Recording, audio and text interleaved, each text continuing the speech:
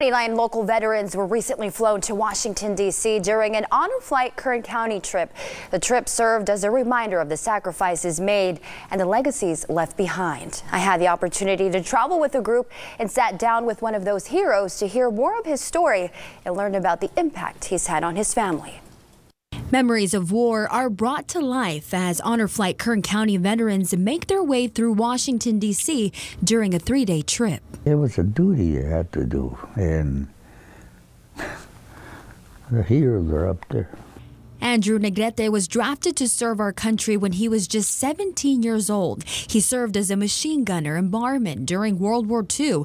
He was wounded in combat, earning a Bronze Star and Purple Heart. They were waiting for us. And when they did, they opened up, and there were a lot of us that didn't.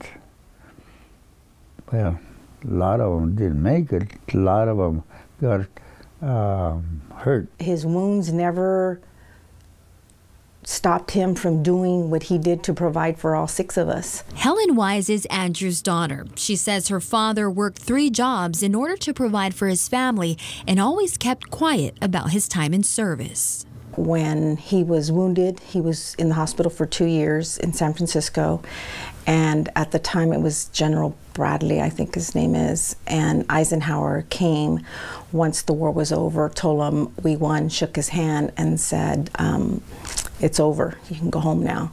Home now is where Grandpa is, a legacy of 24 grandchildren, 34 great-grandchildren, and 8 great-great-grandchildren. We're going to do like a golden birthday party. Everybody's going to wear white and gold because he's 100, you know? His granddaughter, Michaela, says traveling with her hero to Washington, D.C. has been an emotional and overwhelming experience. It's just been amazing. I'm so blessed to be able to experience this trip with him and learn so much of what he went through. Negrete and 28 other veterans took this trip, a trip that finally brought closure to so many of our country's heroes. They did a lot for our country, and that's why we're here today.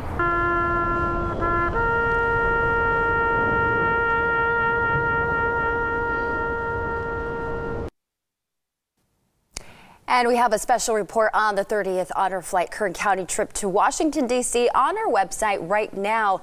There you can see more interviews with these heroes and more on the trip and all the memorials we visited. The next Honor Flight trip will take place in April, and you can help send these local veterans to Washington, D.C. by donating to Honor Flight Kern County. Visit our website, turn23.com, and click on the Honor Flight section for more information.